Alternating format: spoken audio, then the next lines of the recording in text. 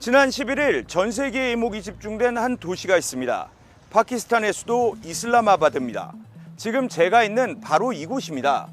미국 제이디 벤스 부통령을 비롯한 300여 명의 대표단과 갈리바프 이란 국회의장 등 70여 명의 대표단이 모여 이란 종전 협상을 했던 곳입니다.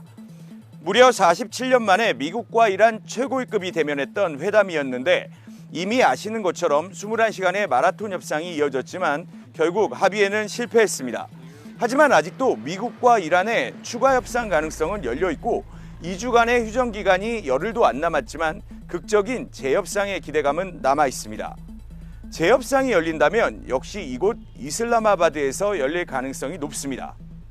그러면 왜 파키스탄이냐? 이런 의문이 생깁니다. 미국과 이란 사이를 오가며 중재하고 짧은 2주지만 극적인 휴전 합의도 이끌어냈으며 협상 장소까지 제공할 뿐만 아니라 미국과 이란 대면 협상에도 파키스탄 관계자가 배석했습니다. 사실 이번 협상을 이끌어내고 지금도 양측을 물밑에서 중재하고 있는 파키스탄 중요 인물들이 있습니다. 먼저 셰바즈 샤리프 총리를 꼽을 수 있습니다. ममालिक की लीडरशिप इस्लामाबाद तशरीफ ला रही हैं जहां पर अमन के क़याम के लिए मुज़ाकरात होंगे.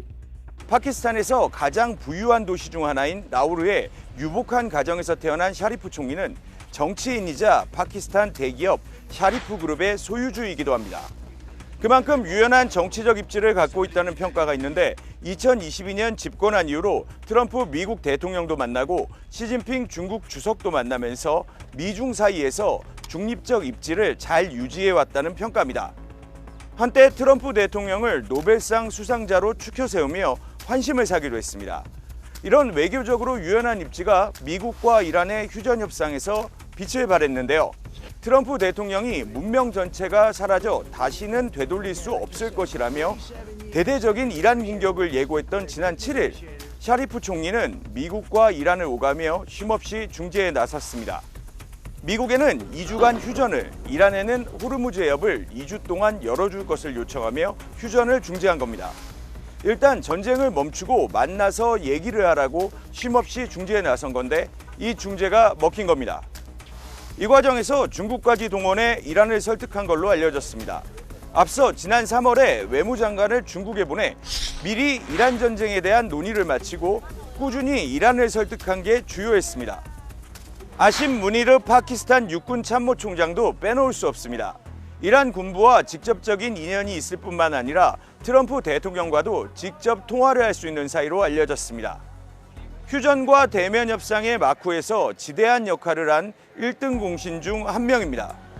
이런 인물들의 활약에도 불구하고 그동안 중동 분쟁에서 전통적인 중재국 역할을 했던 튀르키예나 오만이 아니라 왜 파키스탄인지 여전히 의문이 남습니다. 우선 이란과의 관계를 보면 이란 동남부 국경선을 맞대고 있는 이웃일 뿐만 아니라 종교적 유대감도 깊습니다.